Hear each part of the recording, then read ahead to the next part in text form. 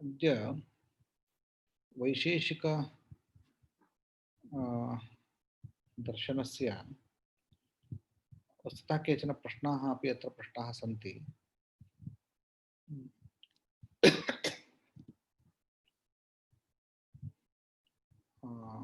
सूत्राणि सूत्रक्रमेण कानिचित् सूत्राणि पुनः अग्रे नयामः, तदनन्तरं पुनः तत्र विशिष्य व्याख्यानविषये गच्छामः।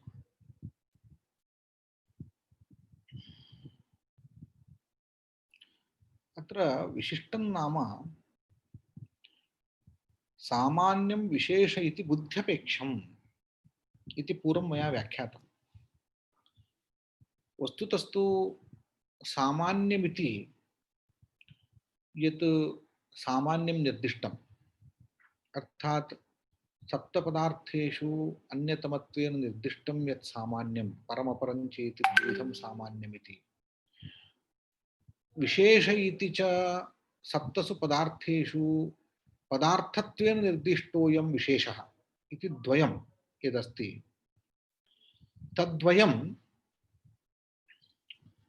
किं बुद्ध्यपेक्षम् इति प्रश्नः। किमर्थम् इति चेत् तत्र सामान्यमिति स तु वास्तवः पदार्थविशेषः, यथा सत्ता, द्रव्यत्वं, तदनन्तरं पृथ्वीत्वादिकम्, एते धर्माः पृथ्वी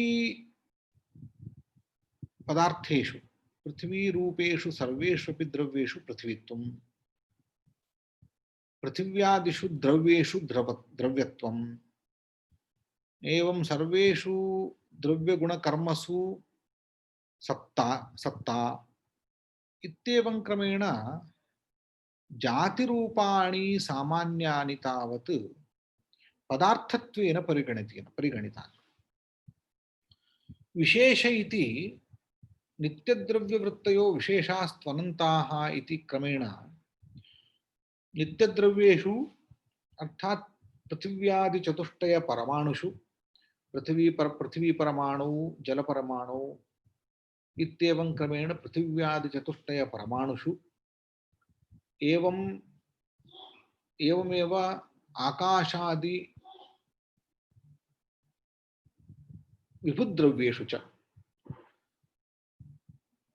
पृथक्त्व संपादनाय, भेद संपादनाय अंगीकृतः विशेषः। यथा पृथ्वी एकस्मात् पृथ्वी परमाणुः अपरस्मात् अपरः पृथ्वी परमाणुः कथं भिद्यते, कथं विलक्षणो भवति इति चेत् विशेषबलात्। एवञ्च व्यावृत्ति संपादनार्थं व्यावर्तकत्वेन विशेषः अंगीकृतः। एवञ्च व्यावर्तकत्वेन अंगीकृतोऽयं विशेषः पदार्थत्वेन, यथा द्रव्यं पदार्थः तथा द्रव्येषु विद्यमानः विशेषरूपः अपि पदार्थः। यथा द्रव्यं बुद्ध्यपेक्षं न भवति तथा विशेषोऽपि बुद्ध्यपेक्षो न भवति। यथा उदाहरणम्, अत्र मम हस्ते एकं द्रव्यमस्ति, एतद् द्रव्यं मम बुद्ध्यपेक्षम् एतस्य सत्त्वं न भवति, अपि तु मम बुद्धिर्भवतु वा मा वा, बुद्ध्यभावेपि मम ज्ञानाभावेपि एतस्य पदार्थस्य सत्त्वम् अंगीकृतम्। एवञ्च पदार्थसत्त्वं तावत् बुद्ध्यधीनं न भवति। बुद्धिमन्तरापि एष पदार्थः सत्यभूतः पदार्थः, वास्तविकः पदार्थः, यथार्थः पदार्थः। एवञ्च पदार्थस्य बुद्ध्यपेक्षत्वं नाम किम् इति कश्चन प्रश्नः भवति। परन्तु केषाञ्चित् पदार्थानां बुद्ध्यपेक्षत्वं भवतु नाम, यथा केषाञ्चन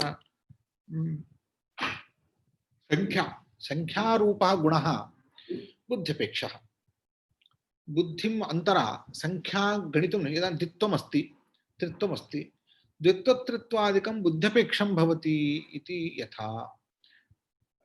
परन्तु रूपादिकं तद् न तथा। रूपादि गुणास्तावत् द्रव्येषु बुद्ध्यनपेक्षाः भवन्ति, स्वहेत्वपेक्षाः भवन्ति। यथा यथा तन्तुषु नीलरूपं भवति चेत् पटेपि नीलरूपं भवति। एवञ्च स्वहेत्वधीनं तत्।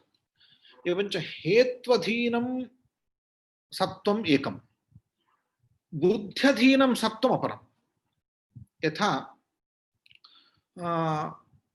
उदाहरणं संख्या, रूपं तावत् बुद्ध्यधीनसत्ताकं न भवति, हेत्वधीनसत्ताकं भवति। संख्या तावत् बुद्ध्यधीनसत्ताकं। यावत् पर्यन्तम् अहम् इदम् एकम् इदमेकम् इति द्वौ इति चिन्तयामि, मम बुद्ध्यनुगुणं तत्र द्वित्वं भवति, अन्यथा द्वित्वं न भवति। एवञ्च बुद्ध्यधीनं द्वित्वं, बुद्ध्यधीनसत्ताकं भवति द्वित्वं, हेत्वधीनसत्ताकं स्वहेत्वधीनसत्ताकं भवति रूपम् इति भेदः करणीयः इति पदार्थेषु अपि भेदः नैयायिकैः स्वीकृतः। अतएव तत्र सामान्यं विशेष इति बुद्ध्यपेक्षं, परन्तु द्रव्यादिकं बुद्ध्यपेक्षं न भवति। द्रव्यगुणकर्मादिकं बुद्ध्यपेक्षं न भवति, अपि तु कारणाधीनं भवति। यदि कारणमस्ति चेत् द्रव्यं भवति, स्वकारणं नास्ति चेत् द्रव्यं न भवति।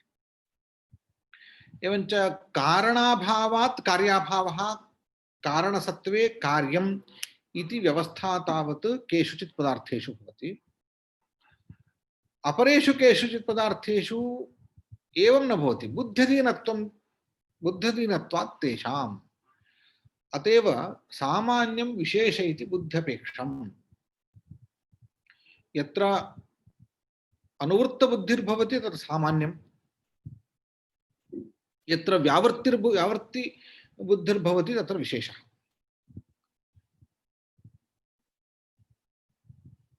एवमपि व्याख्यातुं शक्यम्। अपरं व्याख्यानं तावत् एवं भवति, बुद्धिः तत्र कारणं न भवति, अपि तु बुद्धिलक्षणं। यथा उदाहरणं, सुखं भवति मनुष्यस्य, सुखं वा दुःखं वा मनसि जायते। तत्र सुखदुःखयोः मनसि जायमानयोः अनुक्षणमेव, यस्मिन् क्षणे सुखं जायते यस्मिन् क्षणे च दुःखं जायते, तस्मिन्नेव क्षणे तस्य बुद्धिरपि जायते। एवञ्च एतादृश पदार्थाः ज्ञातैकसत्ताकः पदार्थाः इत्युच्यन्ते। सुखस्य उत्पत्तिर्जाता सुखं न ज्ञातम् इति न भवति। सुखम् उत्पन्नं चेत् ज्ञातमपि भवति। एवञ्च एतादृशाः सुखादयः पदार्थाः ज्ञातैकसत्पदार्थाः इत्युच्यन्ते। एवञ्च तेषां ज्ञाता सत्ता ज्ञाताय भवति, स्वरूपं ज्ञातमेव भवति। अज्ञातं किञ्चित् सुखस्य स्वरूपम् इति नास्त्येव। यदि सुखम् उत्पन्नं तस्य स्वरूपं न ज्ञातम् इति चेत् सुखं नोत्पन्नम् इत्यर्थः। एवञ्च यावत्पर्यन्तं सुखस्य सत्ता तावत्पर्यन्तं तेषां ज्ञानमपि जायते इति ज्ञातैकसत्ता तेषां भवति इत्यङ्गीक्रियते शास्त्रेषु। एवमेव तत्र ज्ञानं तत्र कारणं न भवति सुखस्य, तदङ्गीकरणीयम्। बुद्ध्यपेक्षम् इत्युक्ते बुद्धिः तत्र सुखं बुद्ध्यपेक्षम् इत्युक्ते अस्य अर्थः एवं नास्ति यत् बुद्धिद्वारा सुखस्य उत्पत्तिः इति नार्थः। अपि तु सुखम् उत्पन्नं चेत् बुद्धिर्भवत्येव इत्यर्थः, ज्ञानं भवत्येव इत्यर्थः। ज्ञानाधीनसत्ताकत्वं नास्ति, अपि तु ज्ञातैकसत्ताकत्वं तेषाम् अङ्गीक्रियते। केषाञ्चित् पदार्थानां ज्ञानाधीनसत्ताकत्वं, केषाञ्चित् पदार्थानां ज्ञातैकसत्ताकत्वम्। अत्र सामान्यविशेषयोः कीदृशी सत्ता अथवा कीदृशम् अस्तित्वं, कीदृशं पदार्थत्वं, कीदृशं भावत्वं तेषाम् इति चेत्, ज्ञानाधीन बुद्ध्यपेक्षम् इत्यनेन ज्ञानाधीन भावत्वं वा अथवा ज्ञातैकसत्तारूपं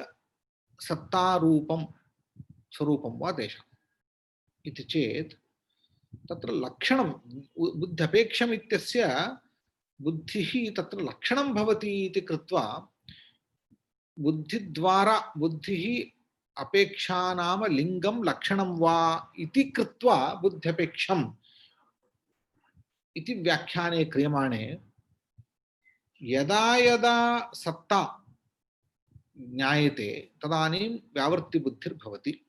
एवञ्च व्यावृत्तिबुद्धिर्द्वारा अनुवृत्तिबुद्धिद्वारा गृह्यमाणं भवति सम्मान्यस्य विशेषस्य च स्वरूपम् इति इति बुद्ध्यपेक्षम् इत्यस्य बुद्धिलक्षणम्। एवञ्च बुद्धि अधीनम् इति नार्थः। बुद्ध्यधीनसत्ताकत्वं नास्ति, अपि तु बुद्धिलक्षणसत्ताकत्वं। तेषां सत्ता अस्माभिः अनुभूयते चेत् बुद्धिद्वारा एव, व्यावृत्तिद्वारा अनुवृत्तिबुद्धिद्वारा एव अनुभूयते, अन्यथा न भवति। कश्चित् सामान्यं पश्यति इत्युक्ते तत्र बुद्धिः वर्तते इत्यर्थः। एवमेव कश्चित् विशेषं पश्यति इत्युक्ते सः व्यावृत्तिबुद्धिः तत्र जाता इत्यर्थः। एवञ्च व्यावृत्तिबुद्धिः तत्र लक्षणं कस्य विशेषस्य, एवम् अनुवृत्तिबुद्धिः लक्षणं सामान्यस्य इत्येवं क्रमेण सामान्यविशेषयोः बुद्ध्यपेक्षत्वम् अस्माभिः अङ्गीकर्तव्यम् इति कश्चन विशेषः मया अत्र प्रतिपादितः।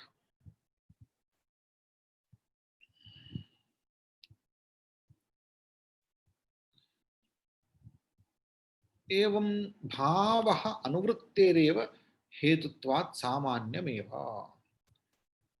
सामान्यं विशेषः इति द्वैविध्यं यदुक्तं तस्य उपादानं करोति भाव इति। भावः नाम सत्ता। अनुवृत्तेरेव हेतुः न तु व्यावृत्तेरपि हेतुः। तथा च विशेषसंज्ञां न लभते। तत्र द्रव्यगुणकर्मसु त्रिषु अपि अनुगतरूपेण अङ्गीकृतो धर्मः सत्ता। द्रव्यगुणकर्मसु त्रिषु सत्ता अङ्गीक्रियते। तस्य अन्यन्नाम अपरन्नाम भावः इति। एवञ्च भावः अर्थात् सत्ता सर्वत्र अनुवृत्ता, अर्थात् द्रव्यगुणकर्मसु त्रिष्वप्यनुवृत्ता। एवञ्च अनुवृत्तेरेव हेतुः, अर्थात् अनुगतबुद्धेरेव हेतुः। अनुवृत्तेरेव नाम अनुगतबुद्धेरेव हेतुत्वम्। किमर्थम्? इदं सत् इति बुद्धिं द्रव्यं द्रव्ये गुणे कर्मणि च उत्पादयति इत्यतः सत्तारूपः सामान्यधर्मः अनुवृत्तिजनकः। अनुवृत्तिर्नाम समानाकारकबुद्धिजनकः। समानाकारकबुद्धिः तेन जायते। तस्य हेतुत्वात्, अनुवृत्तेः हेतुत्वात् तत् सामान्यमेव भवति, अर्थात् विशेषसंज्ञां न भजते। कुतः? कस्मादपि व्यावृत्तिं न जनयति, अपि तु अनुवृत्तिबुद्धिमेव जनयति। अनुवृत्तिबुद्धिर्नाम सामान्याकारकबुद्धिः, समानाकारकबुद्धिः। समानाकारकबुद्धिः द्रव्ये गुणे कर्मणि च वर्तते इत्यतः सत्तारूपेण सत्तारूपः धर्मः भावः अनुवृत्तेरेव हेतुत्वात् सामान्यमेव भजते। सामान्यत्वेनैव सिङ्गीक्रियते, न तु तत् विशेषः इति न भवति, तत् सामान्यमात्रं भवति।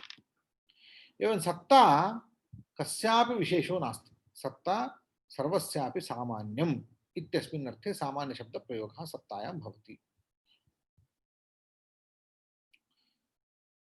परन्तु तद्व्याप्यभूताः ये धर्माः भवन्ति, अर्थात् सत्तायाः व्याप्यभूताः धर्माः के?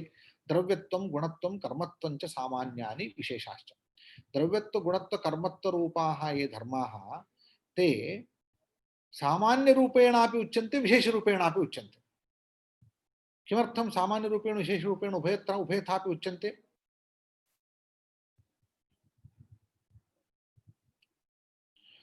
द्रव्यत्वं गुणत्वं कर्मत्वं चेत् इति सामान्यानि। किमर्थं सामान्यानि? अनुवृत्तिबुद्धिजनकत्वात्।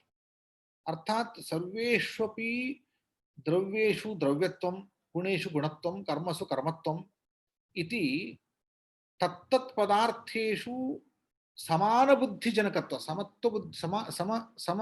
समानबुद्धिजनकत्वात् इदं द्रव्यम् इत्येवं रूपेण समानाकारक बुद्धिजनकत्वात् द्रव्यत्वं सामान्यम्।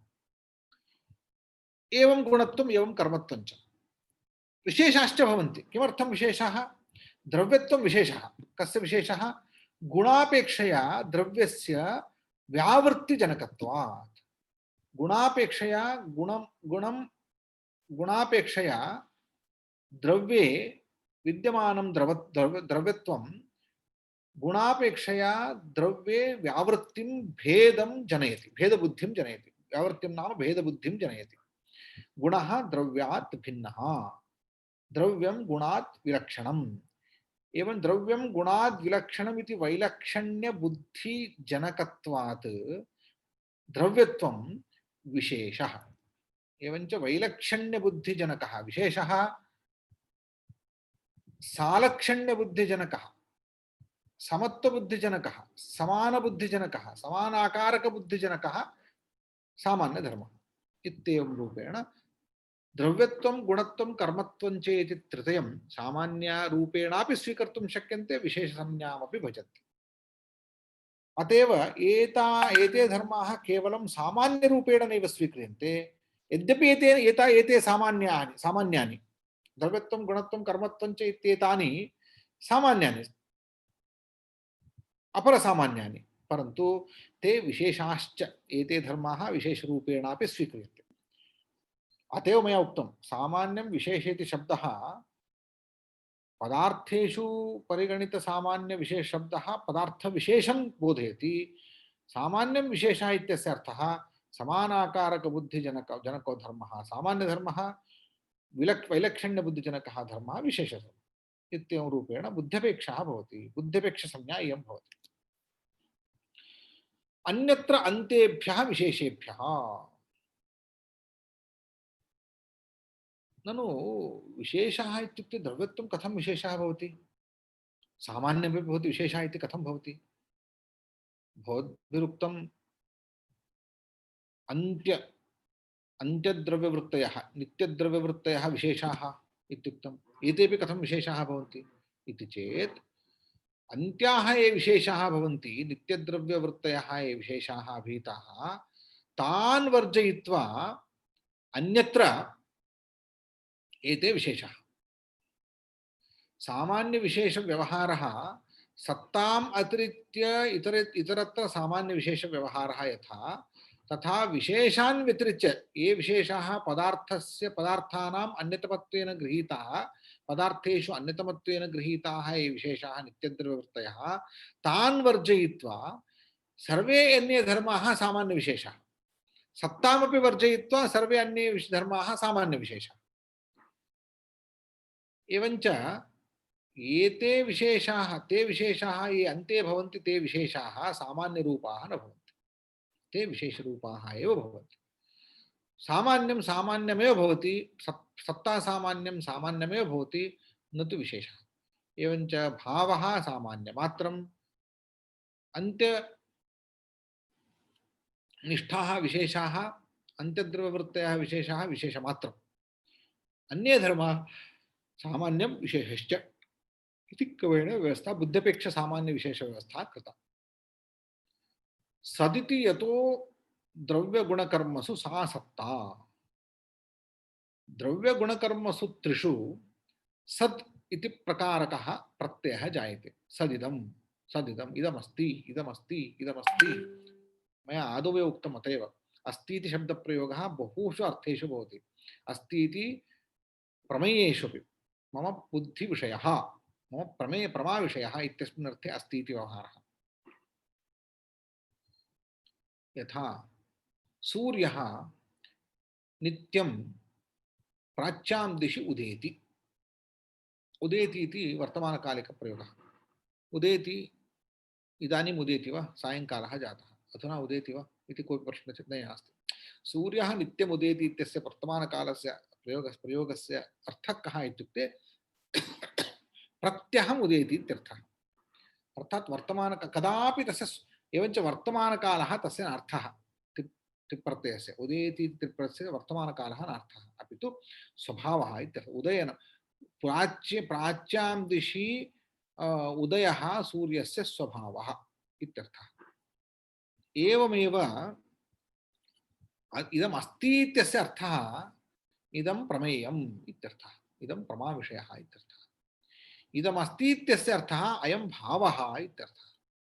इदम् अस्ति इत्यस्य अर्थः इदं सत् इत्यर्थः, सत्ता जाति मत् इत्यर्थः। इदम् अस्ति इत्यस्य अर्थः इदं कार्यजनकम् इत्यर्थः।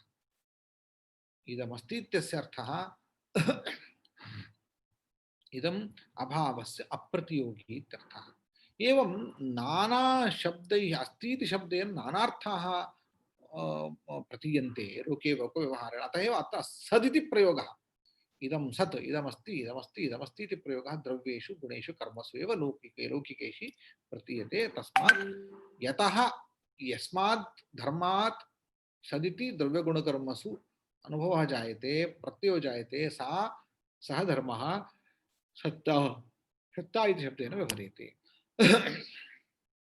एवञ्च व्यवहारः प्रत्ययः, अनुगतः प्रत्ययः, अनुगतव्यवहारश्च सदिति जायते। तस्य अनुगतव्यवहारस्य अनुगतप्रत्ययस्य च कारणीभूतः धर्मः सत्ता।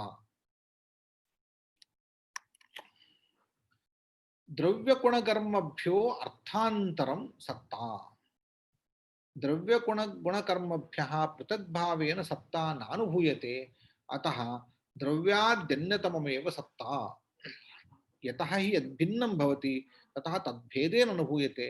यथा घटापटात् न च सत्ता तेभ्यः भेदेन अनुभूयते तदात्मिक एव इत्यतः द्रव्यगुणकर्मेभ्यो अर्थान्तरं सत्ता।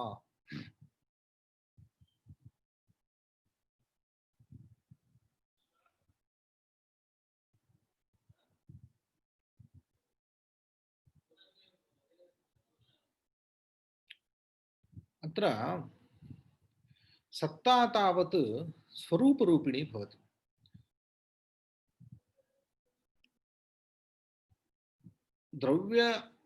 द्रव्यादिस्वरूप अनतिरिक्ता सत्ता भवति इत्युक्ते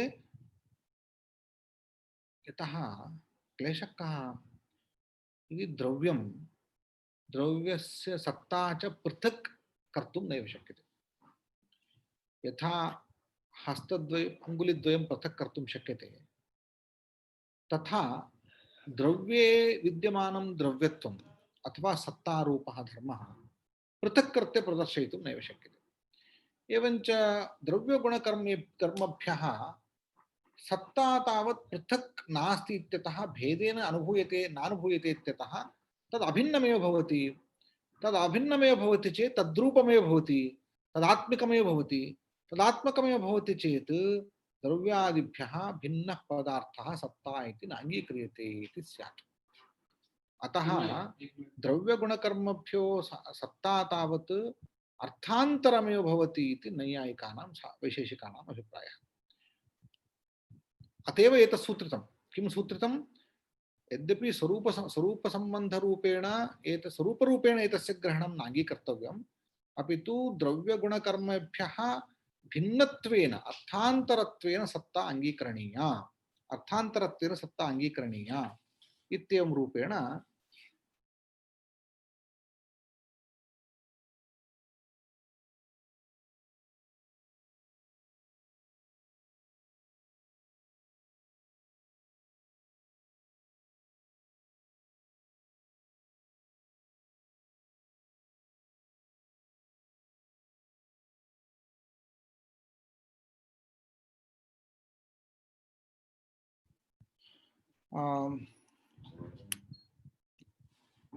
अतएव अत्र सूत्रम् एवं कृतं, द्रव्यगुणकर्मभ्यः सत्ता अर्थान्तरम्, अर्थात् तदात्मकत्वेन अंगीकृतो धर्मः इति न स्वीकर्तव्यम्, अपि तु तद्भिन्नत्वेन कश्चन पदार्थः स्वीकर्तव्यः। सत्ता भिन्नपदार्थः, द्रव्यगुणकर्मभ्यः सत्ता भिन्नपदार्थः।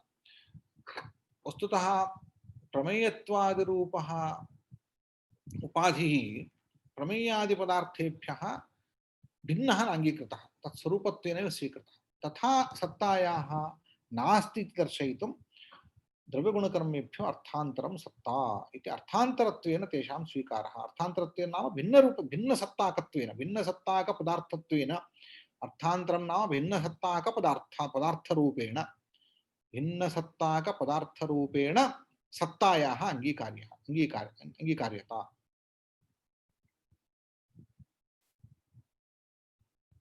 अतएव द्रव्य गुण कर्म सामान्यमिति सत्ता स्वीकृता एवं चत्वारः प्रथमं त्रयः पदार्थाः तदनन्तरं चतुर्थः पदार्थः अंगीकृतः सत्तारूपः पदार्थः अंगीकृतः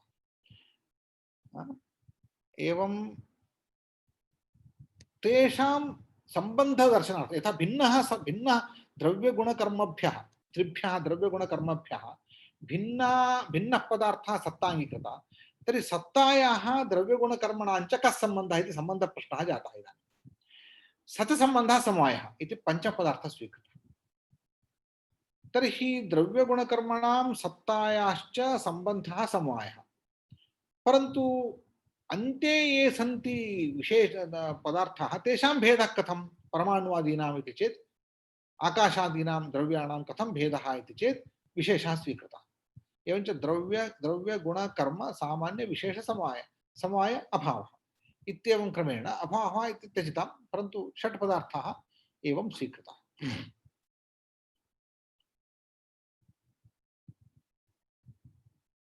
तर्हि सामान्य विशेष भावेन च एवं एतापर्यन्तं किमुक्तम् एकनिमिषम् द्रव्य गुणकर्मभ्यः अर्थान्तरं सत्ता इति सत्तायाः पृथक्त्वं सम्पादितं पृथक्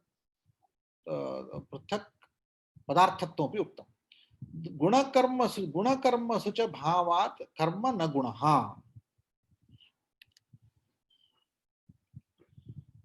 न गुणो न कर्म इति वक्तव्ये प्रत्ययेन अभिधानं न द्रव्यमित्यपि सूचयति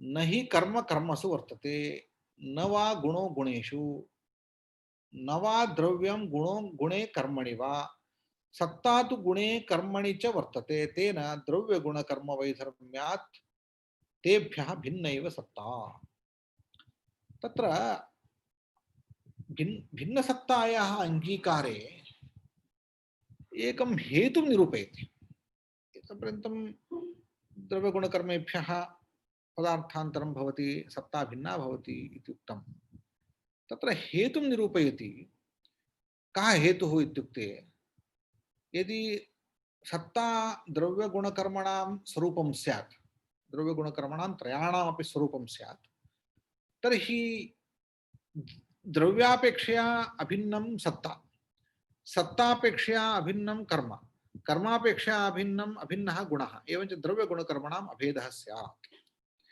यदभिन्नाभिन्नं तत्तदभिन्नम् इति न्यायेन A is equal to B, B is equal to C, therefore A is equal to C इतिवत् द्रव्यगुणकर्मणां त्रयाणामपि सत्तायाः अभेदः यदि स्वीक्रियते द्रव्यकर्मणामपि अभेदः स्वीकृतः स्यात् तद्वारणाय द्रव्यगुण पश्यन्तु अतएव गुणे न गुणः कर्मणि अयं गुणो न गुणे अयं कर्म न एवं द्रव्यं गुणे कर्मणि वा परस्परं भेदः दृश्यते सत्ता गुणे कर्मणि च वर्तते एवं चेत् द्रव्यगुणकर्म वैधर्म्यं तावत् सत्तायां स्पष्टं दृश्यते द्रव्यगुणकर्म वैधर्म्यं सत्तायां स्वयं दृश्यते इत्यतः सर्वथा भेदः अङ्गीकर्तव्यः तेषां परस्परं भेदः अपि न स्यात् तदर्थं भेदः अङ्गीकर्तव्यः इति सत्ता द्रव्यादिस्वरूपा न भवति अन्यदपि भेदकान्तरम् आह सामान्य विशेष भावेन च यदि सत्ता द्रव्यं गुणः कर्म वा स्यात् तर्हि सामान्य विशेषवती स्यात् न च सत्तायां सामान्य विशेषाः द्रव्यत्वादयः उपलभ्यन्ते तत्र यदि द्रव्यं सत्ता द्रव्यमेव स्यात् गुण एव स्यात् कर्म एव स्यात् तर्हि यथा द्रव्ये द्रव्यत्वं गुणे गुणत्वं कर्मणि कर्मत्वम् अस्ति तथा सत्तायामपि गुणत्वं द्रव्यत्वं कर्मत्वं चेति गुणधर्माः अङ्गीकर्तव्याः आपद्यन्ते। अतएव ये धर्माः द्रव्ये सन्ति ते धर्माः सत्तायामपि सन्ति इति अङ्गीकर्तव्यं, तत् न शक्यते। अतएव तत्र सत्ता तावत् द्रव्यापेक्षया भिन्ना, द्रव्याद्यपेक्षया भिन्ना एव इति अन्यदपि कारणम् उक्तम्। एवञ्च सत्तायाः द्रव्यकर्मभ्यः अर्थान्तरत्वम् अभिधाय द्रव्यत्वस्य तेभ्यः अर्थान्तरत्वम्। एवञ्च एवं रूपेण सत्ता तावद् विलक्षणं, द्रव्यगुणकर्मभ्यः सत्ता विलक्षणा इति वैलक्षण्यं सम्पाद्य द्रव्यत्वस्यापि अर्थान्तरत्वं प्रतिपादितम्। यथा सत्तायाः द्रव्यादि भेदः, द्रव्याद्यपेक्षया भेदः, तथा द्रव्यत्व गुणत्व कर्मत्वादीनां जातीनामपि द्रव्याद्यपेक्षया भेदः स्वीकर्तव्यः। एवञ्च द्रव्यमेव द्रव्यत्वं न भवति, द्रव्यत्वं द्रव्यापेक्षया भिन्नः धर्मः इत्येवं क्रमेण तत्स्वरूपधर्मः निराकृतः। सर्वत्रापि तत्तत्स्वरूपधर्मः निराकृतः। किमर्थं? तत्रापि एवमेव भेदकधर्माः सन्ति। यदि द्रव्ये द्रव्यत्वम् अस्ति, यदि द्रव्ये द्रव्यत्वम् अस्ति चेत् द्रव्यत्वं द्रव्यस्वरूपं चेत् द्रव्यत्वेपि द्रव्यत्वम् आयातम् इति स्यात्। अतः अनेकद्रव्यवत्वेन द्रव्यत्वम् उक्तम्। अनेकद्रव्येषु एकं द्रव्यत्वं तत्र अभिन्नमस्ति। तत्र अनेकद्रव्येषु द्रव्यत्वम् एकं भवति। यदि भवन्तः तस्य अनेकद्रव्येषु विद्यमानस्य द्रवत्वस्य अभेदः द्रव्येण सह उच्यते, तर्हि अनेकद्रव्याणि सर्वाण्यपि अभिन्नानि भवेयुः। यदभिन्नाभिन्नं तत्तदभिन्नम् इति न्यायात्। अतएव तत्र अनेकद्रव्यसमवेतस्य द्रव्यत्वस्य पृथक्त्वमेव स्वीकर्तव्यं, भेदेव स्वीकर्तव्यः, न तु अभेदः स्वीकर्तुं न शक्यते। एवं सामान्य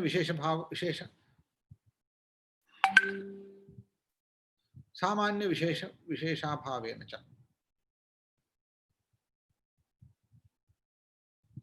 सामान्य विशेषभावः तत्रापि नास्ति। किमर्थं? द्रव्यत्वं जातिः, तद् उपाधयः तत् अवान्तरजातयः पृथ्वीत्वादयः, तत्र सामान्य विशेषधर्माः सन्ति। परन्तु यदि द्रव्यत्वम् अभिन्नं स्यात्, द्रव्याभिन्नं स्यात्, तर्हि सामान्य विशेषभावो न युज्येत। यदि पृथ्वीत्वादिषु जातिषु यथा द्रव्यत्वं जातिः द्रव्यात्मिका एव भवति चेत्, द्रव्यात्मकमेव द्रव्यत्वं भवति चेत् तत्र पृथ्वीत्वादि विशेषाः तत्र नोपपद्यन्ते। अतएव तत्र द्रव्यत्वस्य भिन्नत्वं स्वीकृत्य तस्य पृथ्वीत्वादि विशेषाः स्वीकृताः इत्येवं क्रमेण सर्वेषां जातीनां भिन्नस्वरूपत्वमेव स्वीकरणीयम् इति जातीनां भिन्नस्वरूपत्वमेव अङ्गीकृतं नैयायिकैः।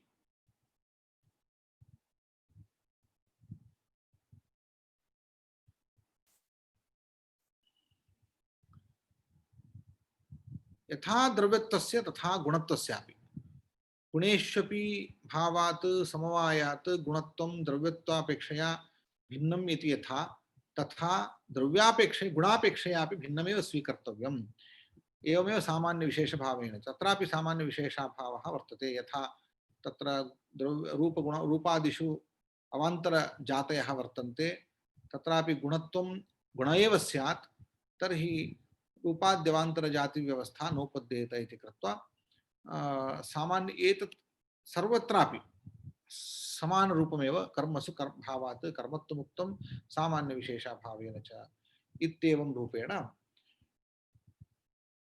द्रव्यगुणकर्मसु विद्यमाना सत्ता द्रव्याद्यपेक्षया भिन्नः धर्मः, द्रव्येषु विद्यमानम् अनेकद्रव्येषु विद्यमानं द्रवत्वं द्रव्यत्वं द्रव्यापेक्षया भिन्न स्वभावं भिन्न स्वरूपम् एवं कणगुणत्वम् एवं कर्मत्वं च इत्येवं क्रमेण सर्वेषामपि पदार्थानां जातीनां पृथक्त्वं भिन्न भिन्न स्वरूपत्वं च अंगीकृतम्। सदिति लिंगाविशेषात् विशेषलिंगाभावाच्च एको भावः। सत्तारूपः धर्मः तस्य एकत्वं सामान्य रूपत्वं एकत्वं कथं स्वीकृतम् इति प्रश्नः। यद्यपि द्रव्यादिषु विद्यमानः धर्मः सत्तारूपः धर्मः भिन्नः द्रव्याद्यपेक्षया भिन्नः स्वीकृतः, परन्तु सर्वत्रापि अनुगतरूपेण एक एव कथं किमर्थं स्वीकर्तव्यः इति चेत् सर्वत्रापि सत् सत् इत्येवं रूपेण समानाकारक प्रत्ययः यः भवति व्यवहारश्च भवति स एव तत्र लिङ्गम्।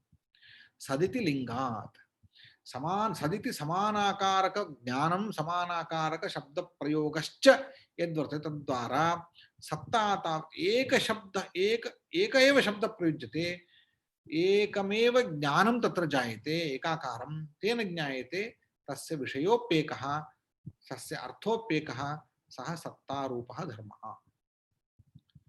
एवञ्च द्रव्यगुणकर्मसु समानरूपेण यल्लिङ्गं जायते तद्वारा तस्य अविशेषात् सर्वत्रापि विशेषो नास्ति अविशेषात् एक एव भावः एका एव सत्ता। विशेषलिङ्गाभावाच्च भेदः दर्शनीयश्चेत् भेदलिङ्गं दर्शनीयम्। इदं भिन्नम् इदम् अस्मात् भिन्नम् इति दर्शनीयं चेत् यथा एकस्मात् तन्तोः तन्त्वन्तरस्य भेदः दर्शनीयश्चेत् एषः तन्तुः दीर्घः एषः तन्तुः ह्रस्वः एष पदार्थः इदानीम् अनयोः अङ्गुल्योः भेदः कथं दर्श्यते एषः पदार्थः दीर्घः एतद् द्रव्यं ह्रस्वम्।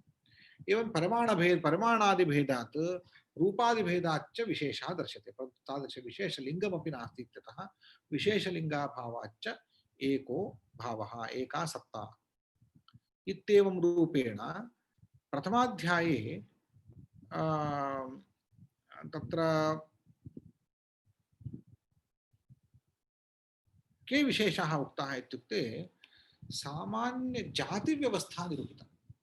सामान्य विशेष भावः सामान्यं नाम किं विशेषः नाम कः सामान्य विशेष व्यवस्था किमर्थं पृथक् सामान्य विशेष व्यवस्था अंगीकरणीया किमर्थं तत्स्वरूपरूपः धर्म एव न स्वीकर्तव्यः तत्स्वरूपातिरिक्तः कश्चन धर्मः किमर्थं स्वीकर्तव्यः इति व्यवस्था वैशेषिकी व्यवस्था अत्र प्रदर्शिता।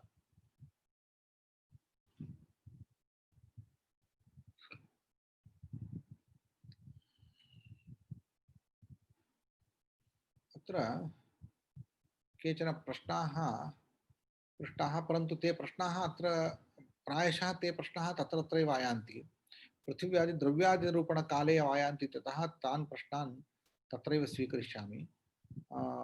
मेल् द्वारा ये प्रश्नाः पृष्टाः तान् प्रश्नान् तत्रैव स्वीकरिष्यामि। अत्र सामान्यं विशेषश्च बुद्ध्यपेक्षमिति शास्त्रकारः भवतां मते संख्यादीन गुणान्यपि बुद्ध्यपेक्षाणि इत्युक्तं सामान्यविशेषाणामेव बुद्ध्यपेक्षत्वमिति नियमः कृतः शास्त्रकारेण चिन्तयामि।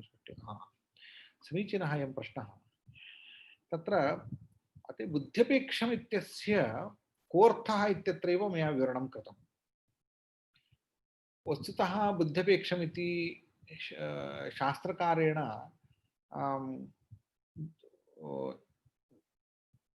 द्वित्वादिसङ्ख्याः अपेक्षाबुद्धिजन्याः इत्यत्र तत्रापि बुद्धिः अपेक्षा अर्थात् अपेक्षाबुद्धिरूप निमित्तापेक्षत्वं संख्यादिषु अंगीकृतं। तत्रापि बुद्ध्यपेक्ष शब्दस्य प्रयोगः अस्ति अपेक्षाबुद्धिजन्याः इत्यत्र। अत्रापि बुद्ध्यपेक्षाणि इति बुद्ध्यपेक्षम् इति शब्दप्रयोगः कृतः।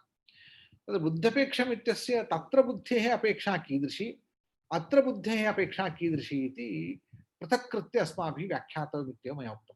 तत्र बुद्ध्यपेक्षा नाम तत्र अपेक्षाबुद्धिः निमित्तकारणं भवति संख्यायाः। संख्याः उत्पत्तौ अपेक्षाबुद्धिः निमित्तकारणं भवति। अत्र तावत् निमित्तकारणं न भवति, अपि तु सुखादिषु यथा ज्ञातैकसत्त्वं स्वीकृतं, ज्ञातैकसत्त्वं तद्रूपेण ज्ञातैकसत्तारूप, अत एव अत्र सत्ता बुद्धिवशगा सत्ता नास्ति। बुद्ध्यपेक्षम् इत्यस्य अर्थः बुद्धिवशा सत्ता नास्ति। संख्यायां सत्ता तावत् बुद्धिवशा, बुद्धिः नास्ति चेत् संख्या नोत्पद्यते। बुद्धेः सत्ता संख्या नैव, संख्यायाः सत्ता बुद्धिवशा भवति, अपेक्षा बुद्धिवशा भवति। अत्र तावत् सत्तायाः सत्त्वम् अथवा सामान्य विशेषाणां यत् सत्त्वं तत् बुद्ध्यपेक्षं न भवति, अर्थात् बुद्धिवशं न भवति, अपि तु बुद्ध्यपेक्षं भवति। बुद्धिवशं भवति इत्यस्य अर्थः कः अर्थः? यावत्पर्यन्तं बुद्धिः न जायते तावत्पर्यन्तं सत्ता नोत्पद्यते इत्यर्थः। तन्नास्ति अत्र। सत्ता तावत् सत्ता अथवा विशेषः एतत् सर्वं सर्वथा वर्तते। तस्य बुद्ध्यपेक्षत्वं नाम बुद्धिलक्षणत्वम्, अर्थात् यदा यदा सत्तायाः ज्ञानं जायते तदा तदा अनुवृत्तिबुद्धिर्जायते। यदा यदा च अपेक्षा विशेषबुद्धिर्जायते तत्र अवश्यमेव व्यावृत्तिबुद्धिर्जायते इत्यर्थः। एवञ्च व्यावृत्तिबुद्धि अनुवृत्तिबुद्धि लक्षणसत्ताकत्वम् इत्यस्मिन् अर्थे बुद्ध्यपेक्षत्वम् इति शब्दः शास्त्रकारैः प्रयुक्तः इति द्योतनाय एव अयं भेदः मया दर्शितः। मया सर्वथा बुद्ध्यपेक्षम् उभयम् इति स्वीकृत्य सत्ताया यथा संख्यादिषु बुद्ध्यपेक्षत्वं तत् समानं बुद्ध्यपेक्षत्वं सामान्य इति मया नोक्तं। भिन्नमित्येव दर्शयितुं विवरणं कृतम्। अतएव स्पष्टीकरणं जातमिति चिन्तयामि। यदि अस्पष्टं पुनः पृच्छताम्।